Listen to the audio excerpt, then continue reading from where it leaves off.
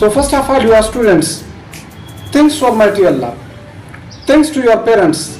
Pay thanks to your teachers that you have reached a stage today.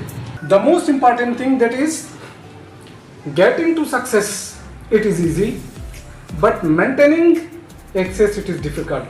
You have to make your journey further. You have to surpass more obstacles that are coming in your way. Now, many challenges are in front of you. Invest in your time. Don't waste your time, because the time that you have spent, the time that you are spending, so it will never repeat again. Change your society, change your friends, but you are joining the club of players. Is it possible for you? Are you getting me? समझ आ रही है मेरी बात?